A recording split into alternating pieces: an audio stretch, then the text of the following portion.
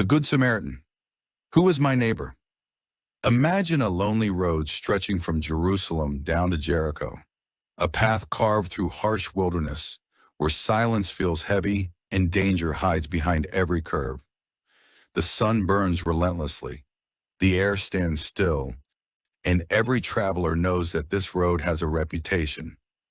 Whispers follow it, stories of violence, of sudden attacks, of people who never made it to the other side. And yet a man begins his journey, unaware that within moments, everything in his life is about to change. He walks steadily, perhaps thinking about his destination, perhaps trusting that nothing will happen to him. But evil does not send warnings. Without a sound, without mercy, shadows move, and suddenly he is surrounded. Thieves strike quickly, violently, stripping him of everything, his possessions, his dignity, his strength. They beat him until he can no longer fight back, until his body collapses onto the dusty ground. And then they leave him. Not dead, but not far from it. He lies there broken, bleeding, staring into a sky that offers no answers. His breath shallow, his strength fading with each passing moment. Now imagine this. You are that man. You cannot move. You cannot call for help. All you can do is wait and hope that someone, anyone, will come. Time stretches painfully. The heat intensifies. Every second feels heavier than the last. And then, footsteps. In the distance, someone is approaching. Hope flickers. Maybe this is it. Maybe this is the moment rescue arrives. A man comes into view, a priest, a man devoted to God, a man who teaches others about righteousness, about compassion, about love. Surely if anyone will help, it will be him. The wounded man cannot even lift his head, but perhaps in his heart, a silent prayer rises. Please, don't pass me by. The priest draws closer. He sees the man. He recognizes the suffering, the urgency, the need. And then he stops. For a brief moment, time seems to pause. But instead of kneeling, instead of helping, he steps aside. He chooses the other side of the road, and he walks away. Just like that. No words, no help, no compassion, only distance. The footsteps fade, and with them, the wounded man's hope begins to fade as well. The silence returns, heavier than before. And then, after some time, more footsteps. Another traveler approaches. This time it is a Levite, a man respected, a man who understands the law, who knows what is right. Again, hope flickers. Maybe this time will be different. The Levite comes closer, even closer than the priest did. He looks directly at the wounded man. He sees the blood, the pain, the desperation, and then he too walks away. Now pause for a moment and think about this. Two men, both considered righteous. Two men who knew what it meant to love, at least in words. And yet when faced with real suffering, they chose to keep walking. Why?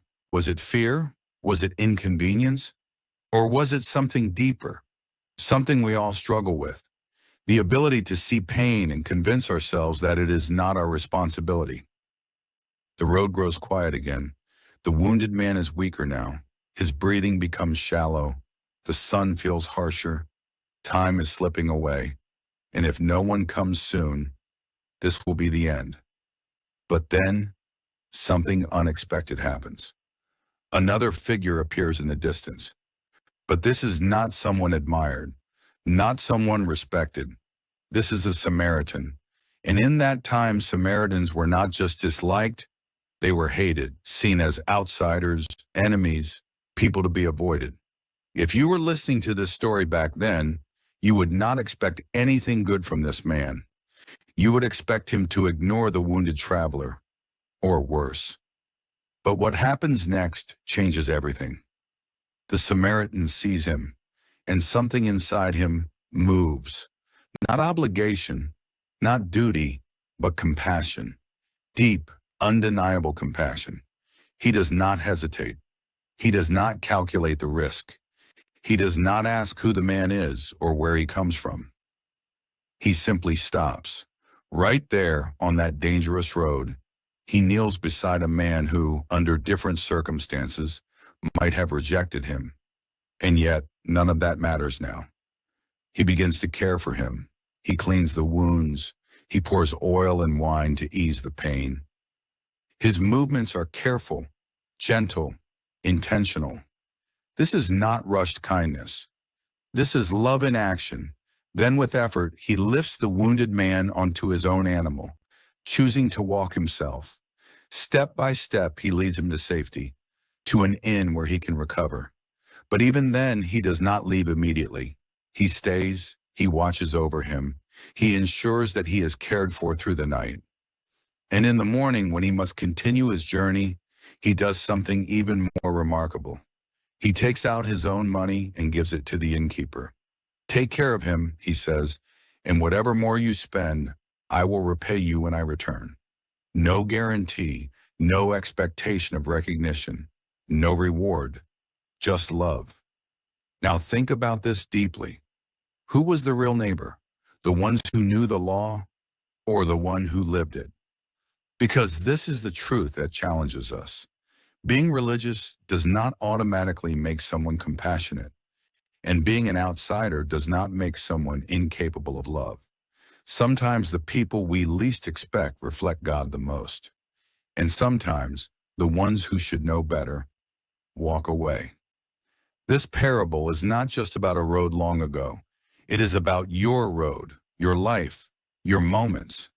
Every day we pass by people who are hurting, maybe not physically, but emotionally, spiritually, silently. And every day we are faced with the same question, not in words, but in moments. Will you stop or will you walk away? Because love is not always convenient. It does not always fit into our plans. It interrupts. It challenges. It asks something from us. But real love shows up anyway. And here is the part that matters most. Sometimes the miracle someone is waiting for is not something distant or supernatural. Sometimes it is simply a person who chooses to care. Sometimes it is you. So as this story comes to an end, do not let it remain just a story. Let it become a question that stays with you. If you were on that road, which one would you be? The one who sees and passes by, or the one who stops and changes everything? If this touched your heart, do not keep it to yourself. Share it. Let this message reach someone who needs it. And if you believe in spreading hope and truth, support the channel Parables of Hope. Like this video, share it with others, and subscribe so we can continue bringing you stories that inspire, uplift, and draw you closer to God. Go back and watch more from Parables of Hope, because each story carries a message that can transform lives. Remember, love is not just something you feel, it is something you do. And the world needs more people who are willing to do it. Stay blessed, stay kind, and always choose to be the neighbor. Parable of the Good Samaritan continues. And listen carefully, because this is where the story moves from something we hear into something we live. The wounded man lay there in the quiet of that small room at the inn, his breathing still uneven, his body still carrying the memory of pain. Outside, life continued as usual. People passing by, conversations happening, the world moving forward as if nothing had changed. But for him, everything had changed, because one man chose to stop. And here's the thing, healing takes time. The Samaritan was gone now, continuing his journey, yet his presence lingered in the kindness he left behind. The innkeeper, now entrusted with a responsibility, looked at the injured man differently, not as a burden, but as someone worth caring for. Why? Because someone else had shown him how. Days passed slowly. Each morning, the wounded man woke up with a little more strength. Each step, though painful, brought him closer to recovery. But something deeper was happening. Something inside him was shifting. Because it is one thing to be saved, and another thing to understand why you were saved. He began to think, who was that man? Why would he help me? Didn't he know who I was? Didn't he know that people like me don't associate with people like him? And then the realization came. Maybe he did know. And maybe it didn't matter. Now let that settle in, because this is where the story becomes uncomfortable again. How often do we decide who deserves our kindness? How often do we draw invisible lines? This person is like me, so I'll help. That person is different, so I'll hesitate. But the Samaritan erased those lines. He didn't ask, is this man worthy? He asked nothing at all. He simply acted. And here's something even more powerful. His kindness didn't just save a life, it planted something. A seed, a question, a transformation. Because the wounded man could not go back to being the same person he was before that road. How could he? He had experienced mercy from someone he was taught to reject. He had received love from someone he was told to avoid. And that kind of moment changes you. Now imagine this. Weeks later, fully healed, the man finally leaves the inn. He steps outside, feeling the sun again. But this time, it feels different. The same road lies ahead of him, the same world. But he is not the same. He walks, slowly at first, then with confidence. And then, something happens. Along the path, he sees someone, another traveler, sitting down, struggling, exhausted, maybe even afraid. For a moment, everything pauses. Because now, the story is no longer about what happened to him. It's about what he will do next. And this is where the truth hits hardest. Because the parable was never just about the Samaritan. It was about what comes after. Will the one who was shown mercy now show mercy? Will the one who was helped now help? Or will he forget? Because forgetting is easy. Life gets busy, moments pass, and slowly we return to comfort, to routine, to indifference. But something inside him doesn't let him walk away. Not this time. He remembers the road. He remembers the pain. He remembers the hands that lifted him. And without even realizing it, he stops. He steps toward the stranger. He kneels. And in that moment, the story continues. Not as a memory, but as a movement. And here's what you need to understand. This is how the world changes. Not through grand speeches, not through perfect people, but through moments like this. One person choosing to care, and then another, and then another, until kindness begins to spread in ways we cannot measure. Because compassion is contagious, and every act of love carries the power to multiply. Now listen, because this is where it becomes personal again. You are not just listening to this story. You are inside it. Every day, you walk your own version of that road. Every day, you pass by people who are hurting in ways you may not even see. A kind word, a moment of patience, a gesture of understanding. These things may seem small, but to someone else, they can mean everything. And I'm serious when I say this. You don't need to have everything figured out to make a difference. You don't need to be perfect. You just need to be willing. Willing to stop. Willing to notice. Willing to care. Because sometimes the greatest impact comes from the simplest actions. Now think about your life. Think about the time someone showed you kindness when you didn't expect it. The time someone helped you when you needed it most. The time someone saw you when you felt invisible. Those moments stay with you, don't they? They shape you. They remind you that you matter. And now, you have the opportunity to do the same for someone else.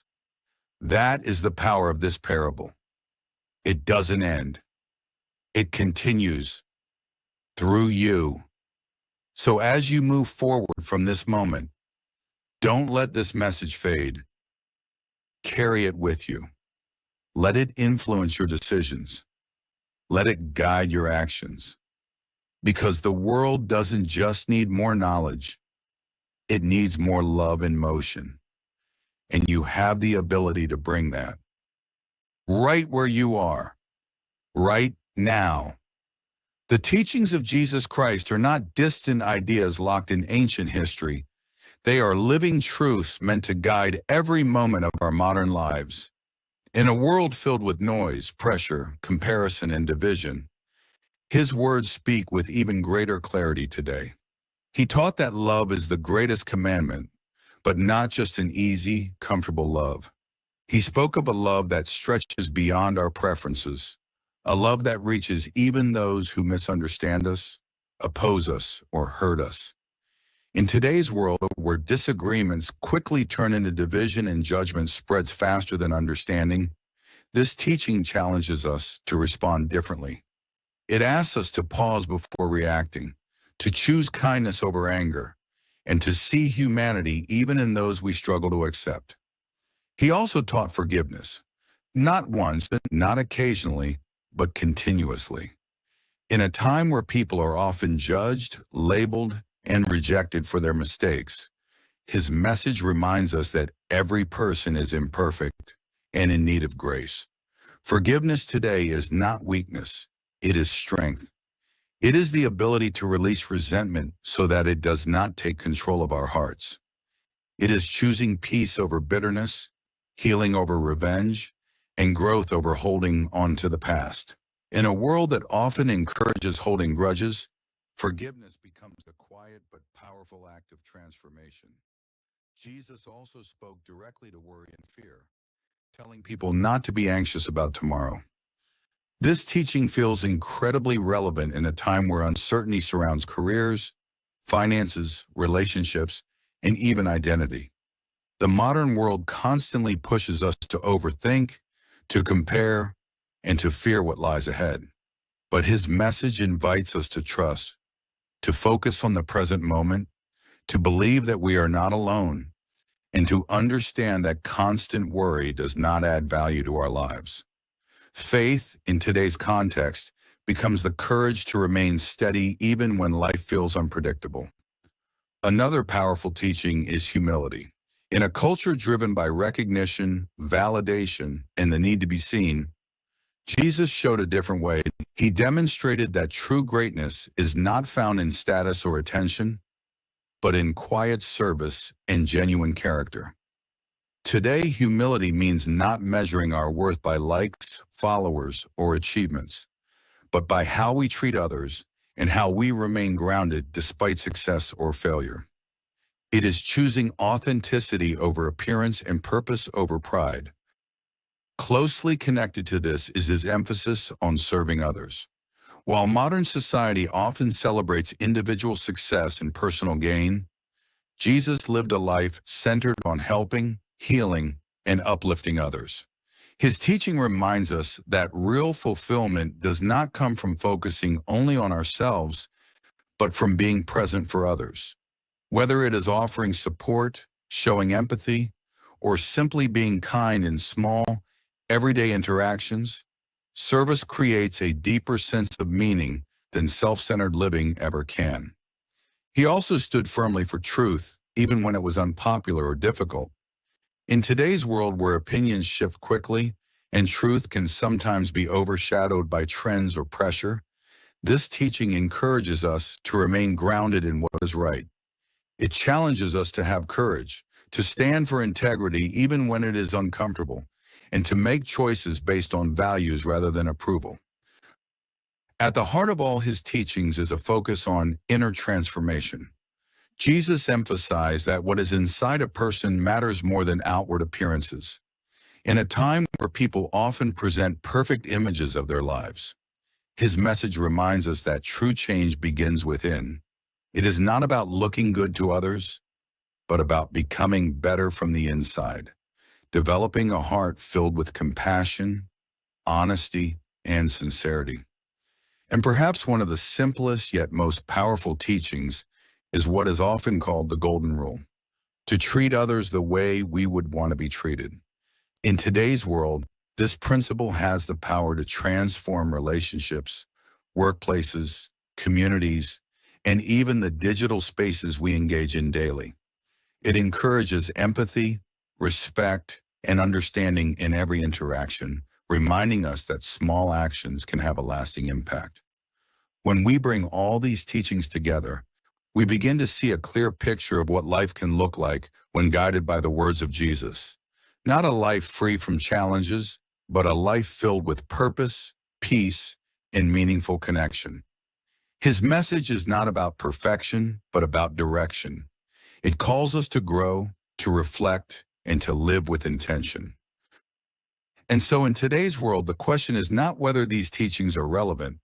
They are more relevant than ever. The real question is whether we are willing to live them. Because if these teachings move from being something we hear to something we practice, they have the power not only to change our lives, but to transform the world around us. If this story has stirred something inside you, if it has made you reflect, question, feel, then don't ignore that. That feeling matters. Share this message with someone who needs it, because you never know who might be on their own difficult road right now, waiting for hope. And if you want to continue walking this journey of faith, reflection, and transformation, be part of our growing family at Parables of Hope. Like this video, share it, and subscribe to the channel so we can keep bringing you stories that touch the heart and bring us closer to God. Go back and watch more from Parables of Hope, because each story is a step, a reminder, a light in moments of darkness. And we truly need your support. Your encouragement helps us continue creating content that spreads truth, compassion, and faith across the world. So stand with us. Be part of this mission. And remember, every time you choose kindness, every time you choose compassion, every time you choose to stop instead of walk away, you are continuing this parable. You are becoming the neighbor. And that is how the story lives on. Stay blessed, stay aware, and keep choosing love.